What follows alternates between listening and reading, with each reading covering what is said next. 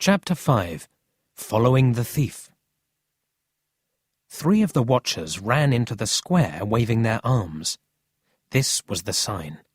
Mr. Green was leaving the cafe.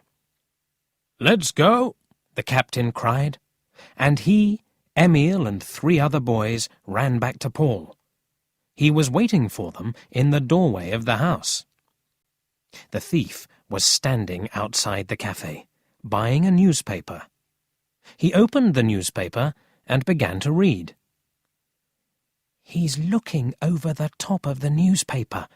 He wants to see if anyone's watching him," said Emil.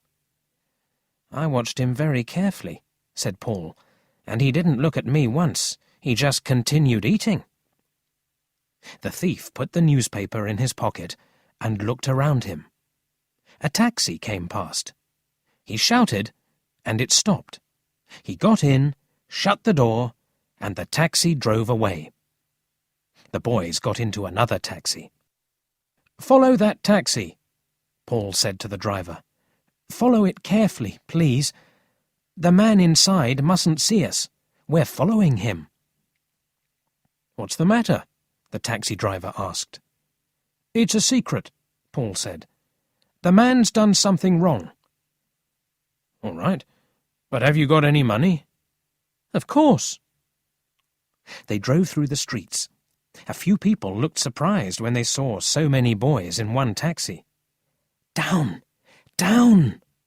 Paul said in a low voice.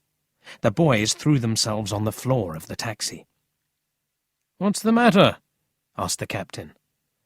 "The traffic lights are red. We can't move until they change. The other taxi's stopped too, and we're just behind it. If the man turns round, he'll see us." The driver looked round at the boys and began to laugh. Then the lights changed to green. The boys got off the floor and sat in their seats again. "I hope this isn't going to be a long journey," said the captain. He was thinking about the money. But soon the first taxi stopped in a square at the door of a hotel. The thief got out, paid the driver, and went into the hotel. "Follow him, Paul," said the captain. "If the hotel has another door, he'll escape." Paul ran after the thief, and the other boys got out of the taxi. Emil paid the driver. Then they followed the captain through a gateway and into a large courtyard behind a cinema. The captain sent a boy called Tony after Paul. "I hope the thief stays in that hotel," Emil said. "We can watch him easily from here. This courtyard is a wonderful place for our head office."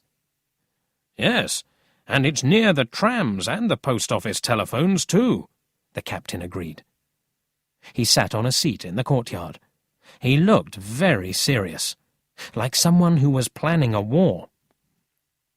Paul came back. "The thief took a room in the hotel," he said excitedly. "And there's only one way out. I checked. We've got him." "Is Tony watching the hotel?" the captain asked. "Of course." The captain gave a boy called Walter some money. "Phone little Tuesday," he said. Walter ran to the post office. "Is that you, Tuesday?" "Speaking," little Tuesday replied. "Secret word, Emil. Walter speaking. The thief is staying at the West End Hotel, Princess Square. Our head office is in the courtyard behind the West End Cinema." Little Tuesday wrote everything down very carefully, and then Walter told him about the taxi journey. "Why can't I be there with you?" little Tuesday said. He felt sad and lonely sitting by the telephone. "Have any of the others phoned you?" "No." "OK, goodbye for now." Walter went back to the courtyard. It was getting late. "I'm sure we won't catch him today," said Paul. The boys thought deeply for some time. The sky was growing dark. They weren't sure what to do next. Suddenly, they heard a bell. It was coming nearer. A shining new bicycle came into the courtyard. A girl was riding it, and behind her was Robert. Emil jumped up and said, "That's my cousin, Polly." The captain offered Polly his seat, and she sat down. "Well, Emil," Polly began, "we were just going to the station to meet the next train from Newton. Then your friend Robert arrived with the letter. You have some very nice friends." Robert looked pleased. "And now," Polly continued, "Father and Mother and Grandmother are probably asking where I am. I didn't tell them anything. I just left the house with Robert. We phoned your office and spoke to little Tuesday. And so here we are. But I must go back home now." "Were the family angry with me?" asked Emil. "No. Grandmother just talked and talked until Father and Mother told her to be quiet." Polly stood up. "I hope you catch your thief tomorrow. Who's your chief detective?" "This boy," said Emil. "He's the captain."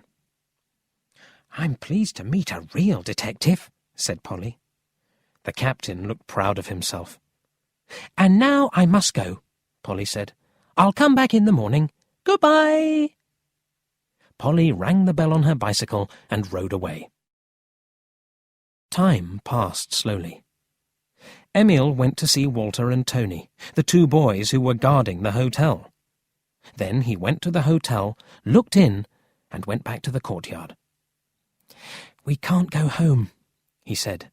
"Someone should stay and watch for us. There's a boy in the hotel who works in the lift. Let's speak to him. Perhaps he'll help us." "That's a good idea," said the captain. "You're not as silly as most people from the country." "City people don't know everything," Emil replied. He felt a little angry.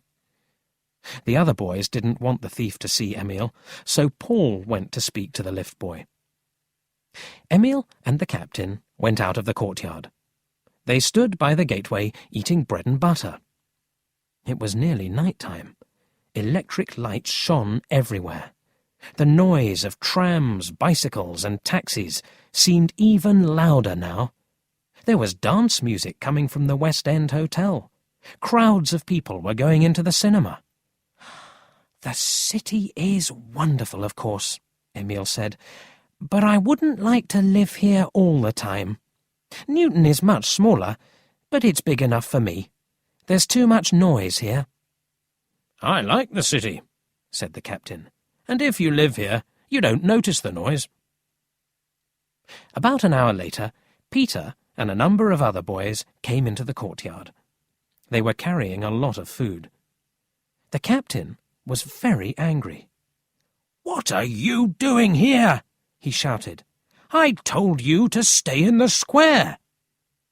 "Don't shout," said Peter. "We want to know what's happening here." "John didn't come from little Tuesday's house with any news," said Gerald, "so we thought something was wrong. That's why we came." "How many boys are in the square?" asked the captain. 3 or 4, said one of the boys. "No, I think there are only 2, said another. "That's enough," shouted the captain.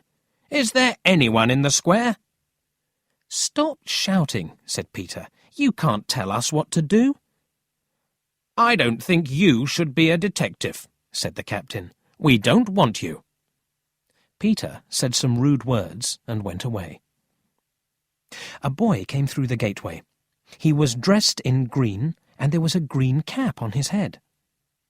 "Is that the lift boy?" asked the captain. Nobody answered.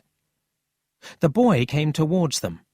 Suddenly a horn sounded, and the boy in green began to laugh. It was Paul. "Don't you know me?" he asked. Everyone laughed. A window above the courtyard opened, and someone shouted, "Be quiet down there!" The captain looked serious. "We mustn't make a noise," he said. "Come here, Paul. Why are you dressed like that?" "Well, I went to the hotel," Paul began, "and the lift boy was standing by the lift. I waved, and he came over to me. I told him everything about Emil and the thief. He wanted to help, so he gave me some of his clothes. "People will think you're another lift boy," he said. "You can watch the thief. He won't know who you really are. And that's why I'm wearing these clothes." "But what about the hotel doorman?" Emil asked. "The lift boy told him about us," replied Paul. "The hotel doorman is the lift boy's father, so it's okay. Now I can stay there all night, and I can take one of you with me too. The thief is in room 61. I went up and stood near the door in these clothes and watched. After about half an hour, he came out and went to the toilet at the end of the corridor. When he came back, I stepped in front of him. 'Is there anything I can do for you, sir?' I asked. 'Oh, yes,' he said. 'Tell them to call me at 8 o'clock tomorrow morning. Don't forget.' 'Yes, sir,' I said. Then he went back into his room." The captain was very pleased and thanked Paul. Emil thanked him too. Now everyone was very excited about the next day. They were all thinking the same thing. Tomorrow we'll catch the thief. "We can't do anything more tonight," said the captain. "You can all go home to bed, but you must be back here early tomorrow morning, and try to bring some more money. I'll phone little Tuesday now, and tell him to send the others home." "I'll go to the hotel with Paul," Emil said. Soon everyone was asleep. Most of the boys were in their beds at home, but not all of them. Paul and Emil were sleeping in a room at the West End Hotel, and little Tuesday was asleep in his father's chair next to the telephone. He was dreaming of hundreds of telephone calls. Some time later, little Tuesday's father and mother came home. They were surprised to find him asleep in a chair. His mother carried him up the stairs. "Secret word, Emil.